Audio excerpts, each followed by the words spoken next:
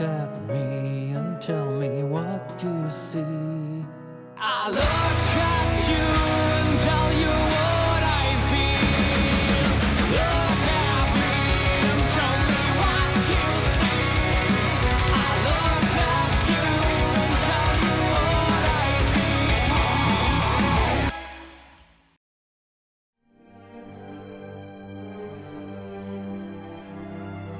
feel. Welcome back, and after a long while, we're finally tackling a whole series. But this time it's not vampires, zombies, or even threats from a cannibalistic Dr. Lecter. No, this time we're staring into the face of death itself, with Final Destination, a film that launched an increasingly ludicrous series. But at least this film started somewhat level-headed. Oh, and if you have any kind of anxiety about flying, this film won't help. The film begins with ominous music and so much fucking foreshadowing for the death scenes, they might as well just tell us what will happen, since it's struggling to contain its horrific glee at what it's going to inflict. The hanging skeleton is the most obvious one, but also there's the death of the salesman in centre frame, and the finishing of the credits with "This is the end." You don't have to beat us around the head with the premise. It's like, we get it, Final Destination is about death. Oh, and this ominous, creepy, and foreshadowing-laden opening will be a huge contrast to the rest of the series. Because with this film, it's like, ooh, something horrible and tragic is going to happen. Ooh. But as the series continues, especially when it ventures into 3D, it'll be more like, yay! Something horrible and tragic is going to happen! I hope it's violent and bloody. We then meet our main character Alex, who's about to fly to France on a school trip. His mother tears the previous flight label from the case, which Alex considers bad luck. And with all the bad omens that are happening in the first goddamn minute, it would be a genuine surprise if everything went perfectly fine. And that night while Alex sleeps, the wind travels round his room, waking him up, and even hears his name, Alex? As the clock glitches into showing the number of Alex's flight. Death seems so friggin' eager to kill this guy that he spends the entire previous day taunting and foreshadowing his demise gleefully. Basically, all this film is telling me is that Death is quite the bastard. The next day at the airport, we're introduced to our principal players. First with Carter and his girlfriend, and then there's also Hitchcock, played by Sean William Scott, acting quite against type as an insecure teen rather than the overconfident douchebag du jour he usually portrays. There's also Claire Redfield as well, Ali Larter playing the preposterously named Clear Rivers. And finally, Alex's friend Todd and their teacher, Miss Lewton. And Death continues to taunt Alex in every conceivable form of foreshadowing, even having John Denver play in the airport, who famously died in a plane crash. Yeah, subtle. But weirdly, it first makes us think, we get it, filmmakers, but also has us wondering, why isn't Alex getting it? And that continues all the way up to boarding, with Alex noticing a storm brewing and scratches on the fuselage of the plane. They notice a baby and a physically disabled man on the plane, which makes you feel really great that these teenagers were given the ability to cheat death. Alex takes his seat, being immediately asked to move by the quote-unquote hot girls, with Todd telling him not to, while making a hanging motion. So it's clear that it's not just Death doing the foreshadowing. And once Alex sits down... isn't that just the way? That would be so annoying, and has to be the worst possible thing to happen on that flight. The plane manages to take off though, but a mere minute into the flight, things go wrong, with plenty of shaking, which seems like a false alarm until the real fun begins, with the air masks coming down, and then plenty of explosions blowing people out of the plane, before finally nosediving, with items falling towards the front of the plane instead of flying backwards, but obeying physics is not this film series' strong point. And then Alex gets a face full of fire. But fortunately, it was all a dream. Yay! Everything is fine. However, not for long, as Alex freaks out when his vision is confirmed by the broken tray. He shouts about the plane explosion and is forced off with others, and Todd and Clear leave as well. Back in the airport, the teachers and cops break up some fighting, and Miss Lewton persuades the guards to allow the other teacher back onto the plane to take care of the remaining students. Alex tries to explain how he saw the plane explode, and while everyone argues and fights, You fucking brat! Oh shit! Point 1, that explosion from that far away wouldn't have caused the glass to blow out. And point the 2nd, what happened to it nosediving and all that other dramatic shit? That looked pretty spontaneous to me, not particularly consistent. Everyone is held by the airport, probably to make sure they don't sue, with Alex considered a prime suspect. And that's when FBI agents Mulder and Scully show up to ask some questions. And me calling them that isn't just a joke, because Final Destination was originally meant to be an X-Files episode. And if you pay close attention to the agents' dialogue, they sound either both very skeptical or very believing. So it's obvious they just took Mulder and Scully's dialogue and shared it out between the characters. Mulder and Scully investigate everyone, with them basically suspecting Alex of some kind of criminal activity. But since they have nothing, everyone is freed. At home, Alex watches the aftermath of the accident, with the reporter mentioning something that doesn't make sense. All 287 passengers are feared dead. Amongst the travelers, a class of 40 students and 4 teachers from Mount Abraham High School in... So I guess the whole argument of Miss Lewton persuading the other teacher to get back aboard was pretty stupid, because she said he needed to be on the plane as he was the only other teacher. Maybe she should feel as guilty as she does.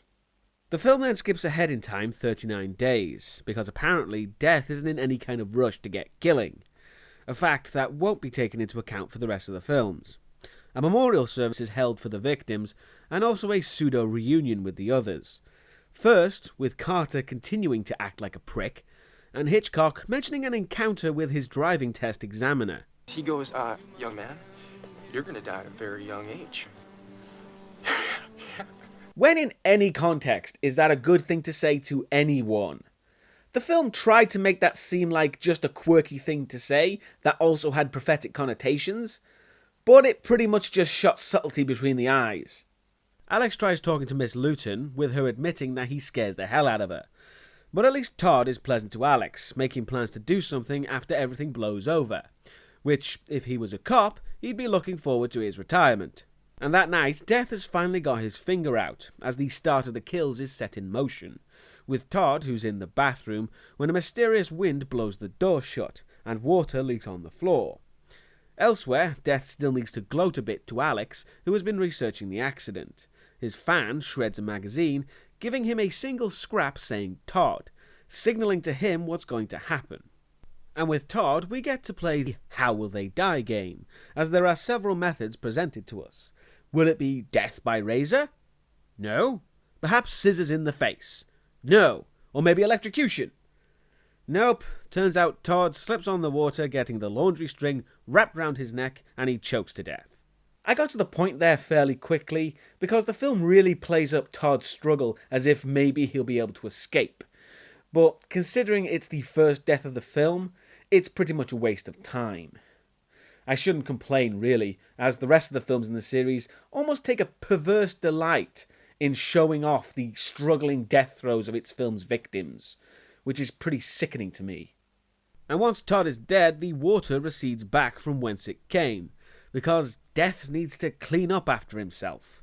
I don't know, it's weird. Also, before the death, Todd saw a black figure in the mirror behind him. And that's because at this point in the filmmaking process, they were still unsure of whether or not to make Death an actual figure. But considering the concept is abandoned in the series from now on, it's just a weird little moment that could be considered more of a filmmaking mistake than anything else. Alex reaches Todd's house to find the paramedics remove the body, with everyone, including Mulder and Scully, suspecting a suicide. But Todd's parents still make a point of blaming Alex, 'cause why not? The next day, Alex speaks with Clear, who tells him how it's clear, no pun intended, the FBI still don't know what happened, so Todd's apparent suicide means Alex remains a suspect.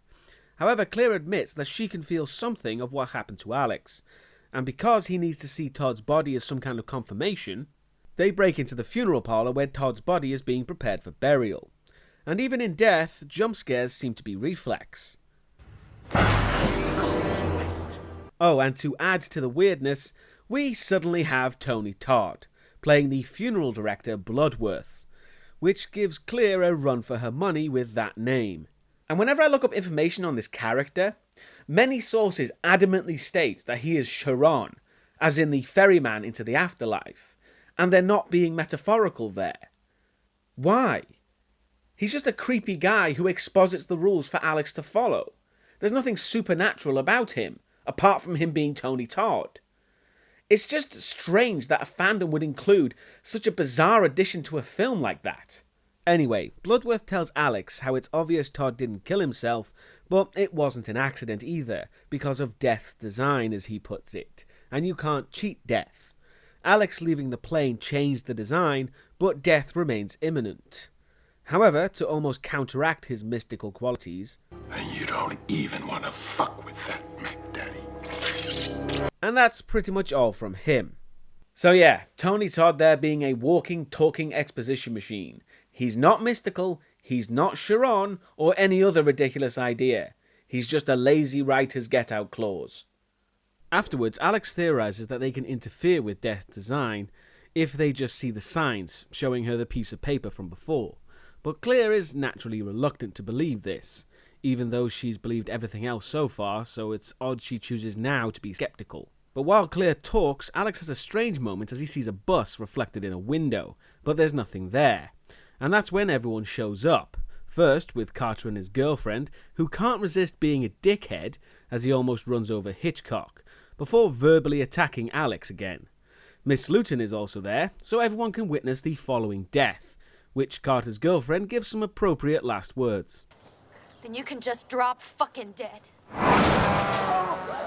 Now again, pardon my questioning the film's physics, but where the hell did that bus come from exactly?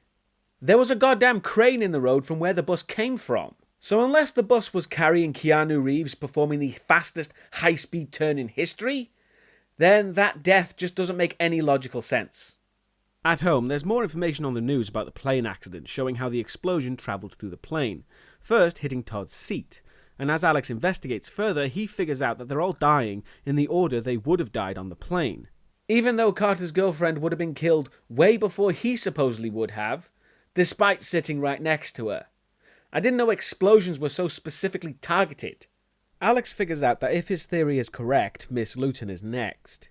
We then move to her house as she packs to leave, confessing to a friend she still feels guilty. And like I said, her guilt is pretty justified.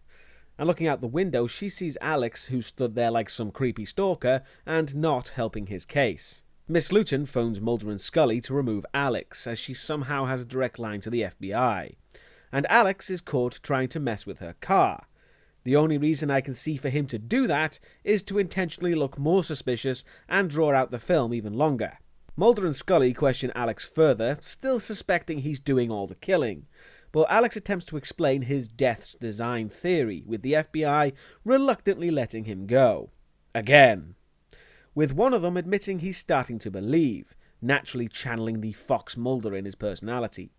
Miss Lewton has started to play the How Will She Die game, beginning first by her showing zero self-awareness, playing a John Denver record. And then, while cleaning a kettle, the Dark Spectre himself shows up briefly, mainly illustrating the flaws in the writing that were never fixed. But the game of death begins, so will it be a gas explosion with the fire going out on the stove? Nope, that's clearly too mundane. Miss Lewton pours a cup of tea, but the school logo on the mug freaks her out, chucking it away. So she chooses a much stronger drink, which causes the mug to break slightly as it was rapidly cooled. Which, frankly, is a perfectly logical series of events and the only proper outcome to the situation shown. And in no way makes Death kinda look like an awkward prick. Seriously. Why does it need to be some kind of lethal Rube Goldberg machine? I mean, it doesn't make it look more accidental, just even more suspicious. And what qualifies one of them to just get hit by a bus, but now we're taking our time? I just don't understand it.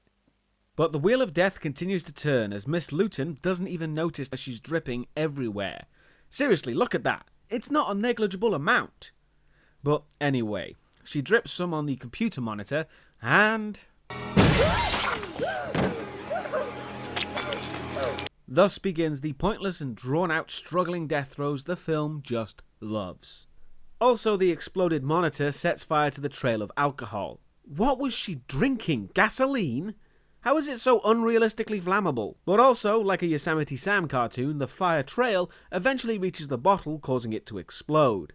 And at the same time, Alex has arrived to hear Miss Lewton be impaled by a knife. Alex finds her just as a chair falls on the knife, killing her, and then, in an attempt to become the biggest moron, Alex removes the knife, getting his fingerprints all over it, and leaves a perfect imprint of his shoe as well. With everything finally coming to a head when outside, Hitchcock is there to see Alex running away from the climactic explosion, to give the whole incident a nice, convenient witness. It's becoming increasingly apparent that Alex being questioned by the FBI is just a fetish at this point. How else do you explain him going out of his way to plant more evidence incriminating himself? But also, if I may talk about that death scene again. Now that was pretty much the killing blow. So why did Death, or whatever, deem it necessary to add all the other stuff on top of that? I know it's a film and they want to up the gore factor, and maybe I'm not the correct audience for this, but I just found the whole thing ultimately pointless. The following day, Mulder and Scully try to locate Alex, asking Claire for information, who doesn't know anything. And that night, Claire meets up with Carter and Hitchcock to find Alex, since he knows who's next. Supposedly, she believes Alex now. Wish she'd make up her mind. Claire manages to find him feeling speculative on the beach, and they have a heart-to-heart as Claire talks about how her father died, but telling Alex not to give up because fuck death. That really is her only argument. I'm pretty sure a hang in there baby poster would be more motivational than that. In the car, Alex says he can't go home because he's still a suspect, but Claire offers him use of a cabin she owns. And at the same time, Alex admits he knows who's next, not saying, but implying it'll be Carter, who freaks out, and in a weird attempt to cheat death his own way, he decides to go out in a car crash of glory, taking the others out with him, so he's still a prick. And then there's a weird moment when Alex tries to get Carter to stop, and he sees that his seatbelt is snapped, but looking again, it's actually fine. I'm not too sure what that was supposed to be, honestly, because him getting visions on how the death will occur makes sense to a degree. But the seatbelt thing was almost like a vision on how to prevent the death, which hasn't occurred before or will again. I just keep getting that making it up as they go along feeling. Alex gets a vision of a train in the window, which is when Carter stops the car on the tracks. So much for taking his death into his own hands. Everyone manages to leave the car, however Carter defiantly sits there, but eventually decides to move. Of course, the car doesn't start though, and he's stuck. But thanks to Alex's vision of the seatbelt, he pulls Carter free, saving him from his fate. I'm guessing death doesn't like being cheated twice, so will step up its game pretty quickly. And you ain't taking me with you!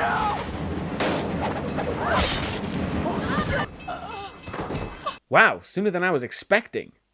And still not the worst thing to happen to Sean William Scott. There's American Pie for that. God, I fucking hate those films. Also, I love the fact that the train just fucks off and doesn't even attempt to stop, which would be the actual accident policy. But then again, this film has magically speeding buses. However, Alex also realizes that by saving Carter, the pattern skipped him going to Hitchcock, which also means he's next. But he quickly has to escape as the police are close. And at the cabin, Alex is acting like most people after watching these films, paranoid as fuck, making anything he can as safe as possible with duct tape and corking sharp things. He also uses a gas lamp, when a regular flashlight would be far safer, but never mind that. Alex is about to give us his best eating from a can in the angriest way possible act.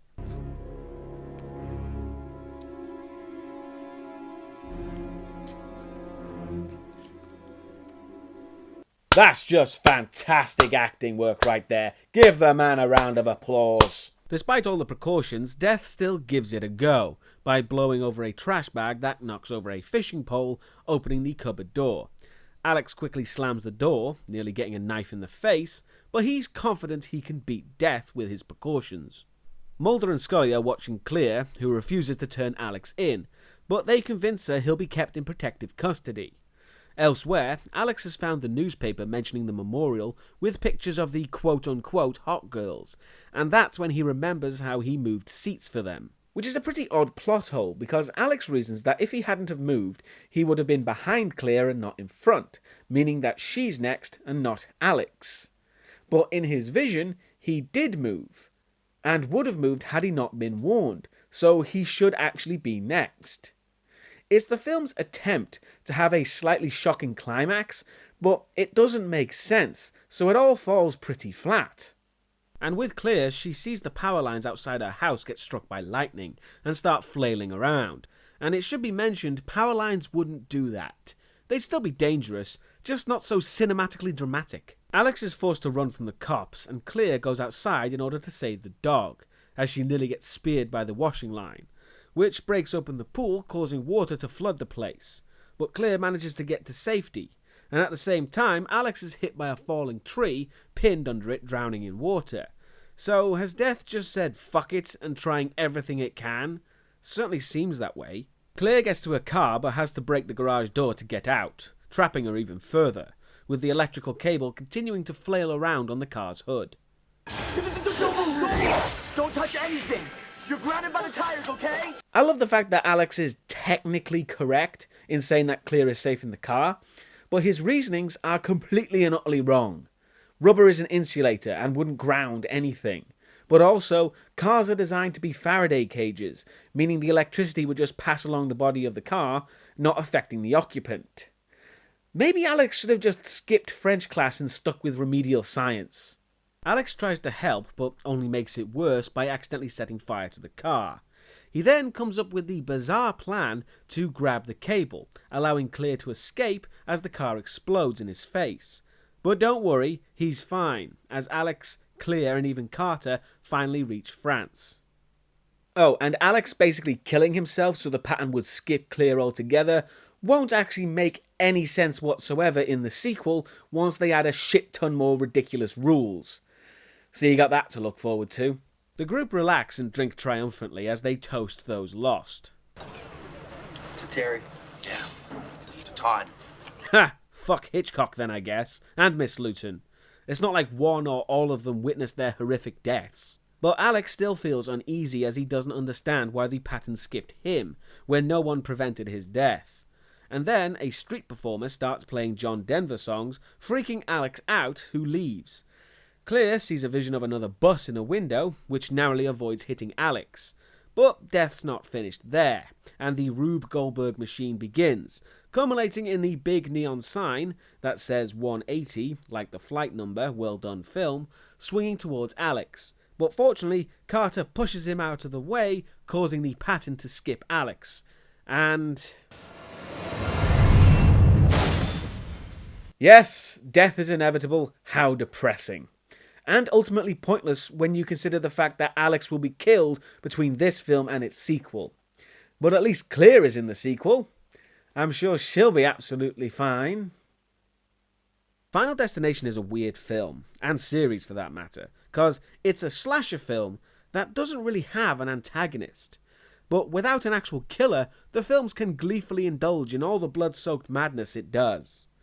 And if you think this film has over-the-top death scenes, you really haven't seen anything yet. Also, the stuff about Death's design and cheating death can be interesting, but when you do realise that quite literally every single character's struggles are in vain, the films become incredibly boring as a result, because there's no tension if everyone is going to die. And yeah, spoilers here, but every single main and secondary character will end up dying. And I'm telling you this because it'll allow you to see, like it did for me, just how pointless the entire series is. Oh, but don't worry. I'm fairly certain the Final Destination series no longer takes place in our reality. Instead, happening in a reality where everyone is made of red jelly and breadsticks. And it annoys me how little of a joke that actually is. But I guess I'll go more into that for the sequel. So until then, see you next time.